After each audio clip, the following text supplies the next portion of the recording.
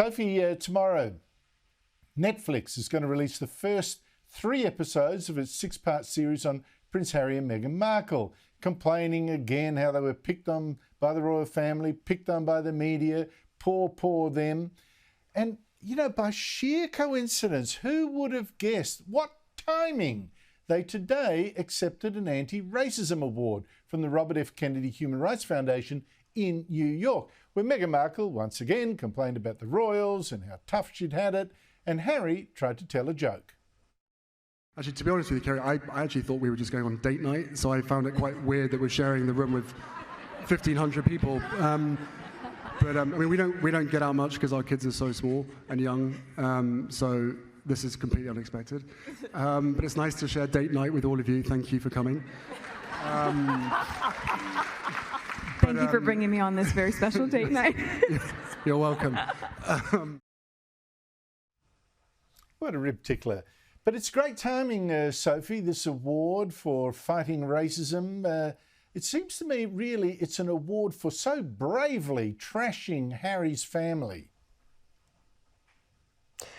Look, Andrew, as we've spoken about this many times, Meghan and Harry's modus operandi is to make money out of trashing the royal family. And this Netflix series, as we've seen in stories reported around the world, seems to be fakery at its finest. There's issues with some of the photos that are used in the promos, which are not from occasions where Meghan and Harry were present at events. They're at other media events. They've made it look like they've been hounded by the media, when in actual fact they were from other events where they weren't even present.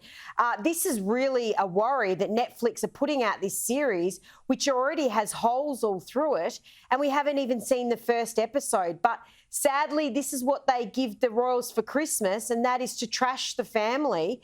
And the dear late Queen, I mean, thank goodness she's not here, you know, to witness this. It must be just so devastating for the royal family to have them pour scorn on them repeatedly and make money from it, Andrew. Now, I do believe, Sophie, that this is going to rate well. But then again, I reckon a lot of people are going to hate watch this, prepare to hate everything about it and to, you know, go, oh my God, you know, I can't look. I wonder whether Harry and Meghan Markle then, after this, they'll probably clean up, you know, they've got $100 million, or in Australian dollars, $140 million deal with Netflix.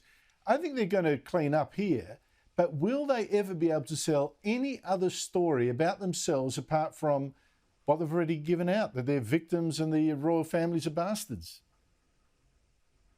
Well, that's right, Andrew. I mean, eventually these stories dry up. We've heard so much of their victimhood, so much of the woe is me, you know, we've got treated so poorly. I mean, there's only so much of this we can hear.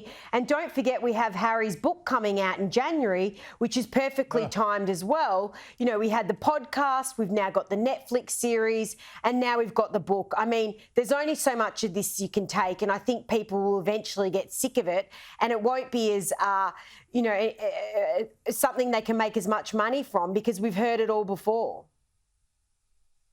I wonder at what stage people are going to say, look, you're rich, you're privileged, you've got an adoring fan base there, get on with your life, stop whinging. I wonder when that is going to happen. Sophie Elsworth, thank you so much indeed for your time.